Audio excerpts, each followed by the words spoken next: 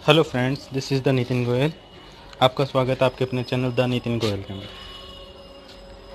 Friends, हमने पिछली videos में डिस्कस किया थ्रोनडाइक ने जो थ्योरी दी थी, ट्रायल एंड एरर थ्योरी, उसके हिसाब से जो स्टेजेस ऑफ लर्निंग बताए, प्रिंसिपल्स ऑफ लर्निंग बताएं, उनको हमने डिस्कस किया। आज हमारी इस वीडियो के अंदर हम डिस्कस करेंगे थ्रोनडाइक ने अपनी ही थ्योरी के बेस पर कुछ लॉज दिए थे, लॉज ऑफ लर्निंग। तो उसको दो पार्ट्स में डिवाइड किया, प्राइमरी लॉ और secondary law. Exam point of view से देखें तो प्राइमरी लॉ बहुत मेन है, उनमें से एक दो क्वेश्चन आ ही जाते हैं, और सेकेंडरी लॉ से नहीं पूछा जाता नॉर्मली, फिर भी आपको पता होना चाहिए कि क्या है लॉ, क्योंकि कुछ भरोसा नहीं है कब क्या पूछ ले। ओके, तो चलते हैं लॉज ऑफ लर्निंग। थ्रोनडाइक ने जो लॉ दिए हैं लर्निंग के, उनको सीखते हैं। तो सबसे पहले हम बात करते हैं प्राइमरी लॉज।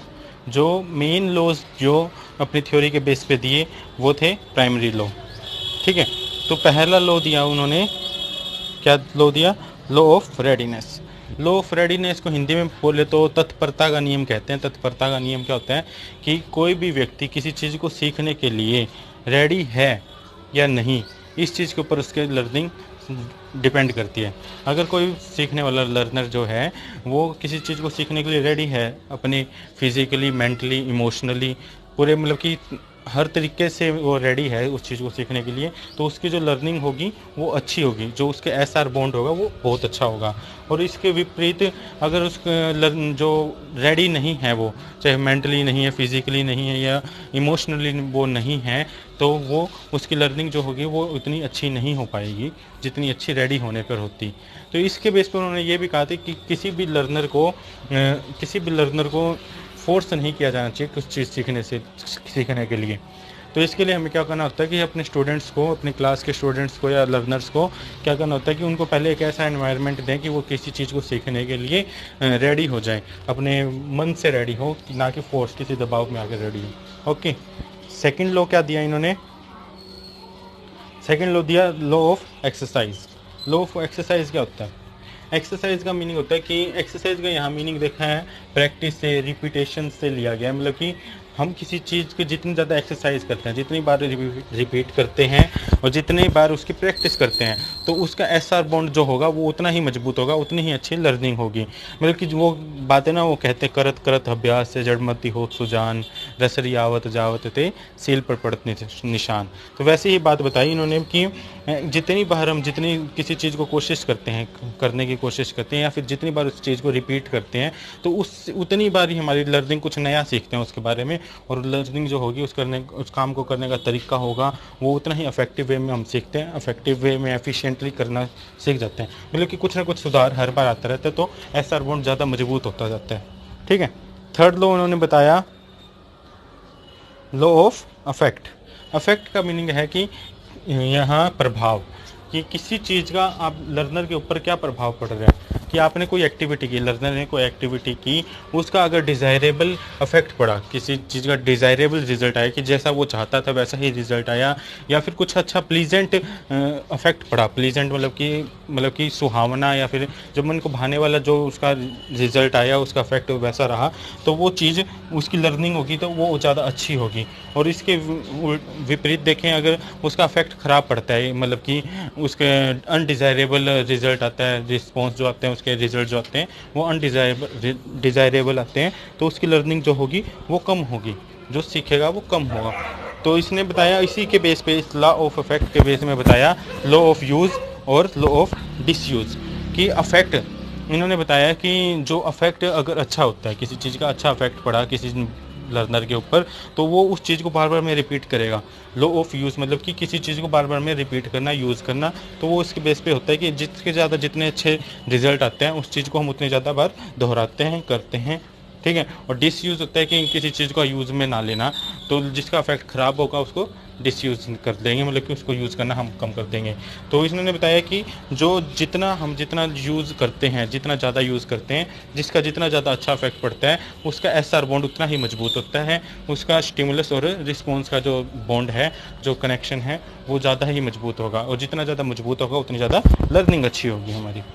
ओके, ये थे जो थ्रोनडाइक ने अपनी थ्योरी के अनुसार प्राइमरी लॉज दिए थे, मेन लॉज दिए थे। उन्होंने आगे जाके और रिसर्च की, और रिसर्च की तो उन्होंने कुछ सेकेंडरी लॉज भी दिए जो हम आगे डिस्कस करते हैं। सेकेंडरी लॉ मतलब कि ज़्यादा मेन तो नहीं है, बट फिर भी अपने को पता होने चाहिए, कहीं ना कहीं यूज़ आते हैं।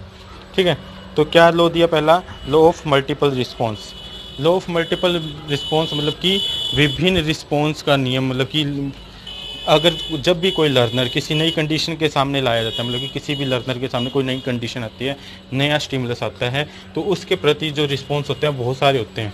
जैसे हमने अपने एग्जाम्पल में देखा था कि जो उन्होंने एक्सपेरिमेंट किया था बिल्ली के ऊपर, तो उसके अंदर क्या दिखाया कि जब बिल्ली के सामने फ़िश आई, पहली बार उसने बॉक्स के अंदर डाला गया और फिश आई, तो उसने क्या बहुत सारे रिस्पॉन्स दिए थे, मतलब कि वैरिड रिस्पॉन्स दिए थे कि वो पंजे मारने लगी, बार्स को नोचने लगी, उछल कूद करने लगी, और उसने फिर लीवर को दबाया। तो ये वैरिड रिस्पॉन्स थे, मतलब कि जब भी किसी नई कंडीशन से हमारा सामना आता है तो हमारे जो रिस्पॉन्स होते हैं, हम उसके प्रति जो रिस्पॉन्स करते हैं वो बहुत सारे होते हैं। और फिर ट्रायल एंड एरर कर करके, ट्रायल एंड एरर मतलब कि ट्राई करते रहेंगे, एरर को कम करते रहेंगे, ट्राई करते रहेंगे, एरर को कम करते रहेंगे, इस तरह जाके हमारे रिस्पॉन्स होता है एक जो फिक्स रिस्पॉन्स, जो प्रॉपर रिस्पॉन्स होता है उसके ऊपर हम पहुंचते हैं। तो मल्टीपल रिस्पॉन्स का मीनिंग है कि किसी भी नई कंडीशन के आने पर, हमारे सामने जब भी कोई नई कंडीशन आती है तो जो हमारे रिस्पॉन्स होते हैं वो मल्टीपल होते हैं, बहुत सारे रिस्पॉन्स हम करते हैं। ठीक है, सेकेंड क्या दिया इन्होंने, लॉ ऑफ एटीट्यूड। एटीट्यूड का मीनिंग है कि आपका किसी चीज़ के प्रति कैसा एटीट्यूड है। अगर आपकी लर्नर जो है उसका किसी चीज़ को सीखने के प्रति पॉजिटिव एटीट्यूड है, तो उसका एसआर बॉन्ड, उसकी लर्निंग उतनी ही मजबूत होगी, उतना ही अच्छी लर्निंग होगी वो। अगर उसका एटीट्यूड ही ख़राब चल रहा है कि हाँ भी मुझे सीखना नहीं है, उसके मन में एटीट्यूड ख़राब है उस चीज़ को लेके, उसका जो सोच है वो ख़राब चल रही है उस चीज़ को लेके, तो उसकी लर्निंग जो होगी वो ख़राब चलेगी, मतलब कि लर्निंग ख़राब होगी। ठीक है, थर्ड उन्होंने दिया लॉ ऑफ एनालॉजी। एनालॉजी का मीनिंग होता है कि आपने कोई चीज़ पहले सीखी थी, ठीक है, उस चीज़ का प्रभाव दूसरी चीज़ पे पड़ जाना, एनालॉजी मतलब कि वो होता है। तो क्या इसमें एग्जांपल लेके चलते हैं कि आपने बचपन में साइकिल चलानी सीखी, ठीक है, साइकिल सीख ली आपने, चलानी आ गई। अब जब आप बड़े होकर बाइक लेंगे तो आपने जो साइकिल में सीखा था वो लर्निंग आपके बाइक में ही काम आ जाएगी, बाइक चलाने सीखने में भी काम आएगी। जैसे साइकिल सीखते समय आपने हैंडल को कैसे हैंडल करना है, मतलब कि कैसे पकड़ना है, साइकिल को कैसे स्ट्रेट चलाना है वो सीखा, तो वही चीज़, वही लर्निंग आपकी बाइक में काम आ जाएगी। तो वो बाइक चलाना आपके लिए आसान हो जाएगा, कि बाइक को सीखना आसान हो जाएगा। ठीक है, ये लॉ ऑफ एनालॉजी होता है कि आप किसी पहले की लर्निंग को हमारी नई लर्निंग के अंदर यूज़ कर लेते हैं, तो वो लॉ ऑफ एनालॉजी। फोर्थ बताएं एसोसिएटिव शिफ्टिंग। एसोसिएटिव शिफ्टिंग का मीनिंग क्या है कि आप किसी चीज़, इस एसोसिएटिव शिफ्टिंग को हम उसमें ले सकते हैं, क्लासिकल कंडीशनिंग के हिसाब से ले सकते हैं। जब डॉग के ऊपर एक्सपेरिमेंट किया गया था कि हम पहले उसके क्या था, जो स्टिमुलस थी, खाना था, खाना को देख के उसकी लार आती थी, जो रिस्पॉन्स आता था, ठीक है, तो उसको ट्रेनिंग दी गई, बेल और खाने के साथ देगी ट्रेनिंग, तो उसकी लार आने लगी। तो लास्ट में क्या हुआ कि वो सिर्फ बैल के ऊपर भी लार देने लगा था, मतलब कि जो रिस्पॉन्स था वो बैल के ऊपर भी आना गया था। तो वैसे ही इसके ऊपर एसोसिएटिव शिफ्टिंग भी कह सकते हैं हम, कि जो चीज़ हम जिस चीज़ से संबंध रखते हैं वो उसको शिफ्ट कर सकते हैं। अब जैसे बिल्ली का एग्जांपल ही लेते हैं, बिल्ली के ऊपर ये एक्सपेरिमेंट है। बिल्ली को हमने खड़ा करना सिखाना है, ठीक है, तो बिल्ली के स्टिमुलस क्या है, मछली है। जब हम मछली दिखा के उसको ऐसे खड़ा करने की कोशिश करेंगे और साथ में कहेंगे stand up stand up stand up, ठीक है, तो वो क्या करेगी, बिल्ली धीरे धीरे सीख जाएगी कि जब भी मेरे को फिश आती है और स्टैंड अप बोला जाता है तो मैं खड़ा, मतलब कि खड़ा होना सीख जाएगी। तो एक टाइम ऐसा आएगा कि फ़िश ना दिखाई जाए और सीधा कहा जाए कि स्टैंड अप, तो वो बिल्ली खड़ा होना सीख जाती है। तो वो लॉ ऑफ एसोसिएटिव शिफ्टिंग हुआ। नेक्स्ट क्या दिया इन्होंने, लॉ ऑफ प्राइमेसी। प्राइमेसी का मीनिंग है किसी चीज़ की क्या आपके लिए प्राथमिकता है, मतलब कि आपके लिए जितनी ज़्यादा दो चीज़ इम्पोर्टेंट होगी, जिस चीज़ को सीखना जितना ज़्यादा इम्पोर्टेंट होगा उतना ज़्यादा आप जल्दी सीखते हैं, अफेक्टिव वे में सीखते हैं, अच्छा सीखते हैं। और जितनी ज़्यादा वो सेकेंडरी होगी, मतलब कि कम इंटरेस्टिंग होगी या फिर आपके लिए प्राथमिकता नहीं है उस चीज़ को सीखने की, तो आप उस चीज़ को नहीं सीख पाते हैं। मतलब कि आप दो चीज़ सीखने जा रहे हैं, ठीक है, एक चीज़ में आपका इंटरेस्ट होता है, एक में आपका इंटरेस्ट नहीं है, एक आपके लिए ज़रूरी है और एक ज़रूरी नहीं है, तो आप किस चीज़ को पहले सीखेंगे, ज़रूरी वाली चीज़ को, जिसमें आपका इंटरेस्ट है उस चीज़ को आप पहले सीखेंगे। तो ये लॉ ऑफ प्राइमेसी बताता है कि जो चीज़ आपके लिए प्राइमरी है, मतलब कि प्राथमिक है, या फिर जो आपके लिए ज़रूरी है सीखना, वो आप जल्दी सीखते हैं, एफिशिएंट वे में सीखते हैं, अफेक्टिव वे में सीखते हैं, एसआर बॉन्ड उसका उतना ही ज़्यादा मजबूत होता है। Law of recency. नेक्स्ट बताया law of recency recency. Recency word कहाँ से है? रिसेंटली, रिसेंट आपने इंग्लिश में सुना होगा। रिसेंट का मीनिंग होता है कि अभी अभी कुछ काम होना, मतलब कि कुछ समय पहले की ही बात, रिसेंट होना। ठीक है। लॉ ऑफ रिसेंसी बताता है कि आपने अगर कोई लर्निंग कुछ समय पहले ही की है, जितनी जल्दी मतलब कि आप उसकी लर्निंग या फिर उस काम को करने और अब के टाइम में जितना कम गैप होगा उतनी ही ज़्यादा आपकी लर्निंग होगी, उतनी जल्दी आपको याद रहेगा। मतलब कि आपने एक काम किया 1 मिनट पहले तो आपको बहुत अच्छी तरीके से याद है, और वही काम आपने अगर 1 घंटे पहले किया होता तो आपको थोड़ा सा कम याद होता। ठीक है। तो जैसे जैसे मतलब कि टाइम गैप बढ़ता जाता है वैसे वैसे हमारी लर्निंग कम होती है, मतलब कि बॉन्ड कम होता है। तो यहाँ पे रिसेंसी का मीनिंग है कि किसी काम को जितनी जल्दी हमने जितने कम गैप के अंदर सिखाया है, किया है, उतना ही हमें याद रहता है। ठीक है। नेक्स्ट क्या बताया उन्होंने? Law of intensity.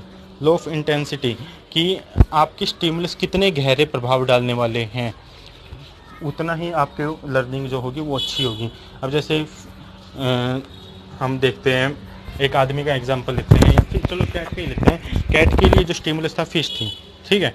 तो फिश का एग्जांपल हमने लिया, तो स्टिमुलस उसके लिए बहुत अच्छा इंटेंस, मतलब कि बहुत ही गहरा प्रभाव डालता है। वो जो स्टिमुलस था गहरा प्रभाव डाल रहा है, तो वो इंटेंसिटी है। ठीक है। जितनी ज़्यादा मजबूत वो स्टिमुलस होगा उतनी ही ज़्यादा मजबूत लर्निंग होगी, मतलब कि अच्छी लर्निंग होगी।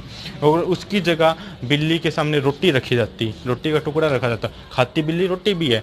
ठीक है। रोटी का टुकड़ा या बिस्किट रखा जाता तो वो क्या है, बिल्ली क्या कम रिस्पॉन्स देती, कम लर्निंग करती वो उस चीज़ को। तो वो उन्होंने बताया कि स्टिमुलस जितना इंटेंस होगा, जितना ज़्यादा मजबूत स्टिमुलस होगा, लर्निंग भी उतनी ज़्यादा मजबूत होगी। तो लॉ ऑफ इंटेंसिटी था ये।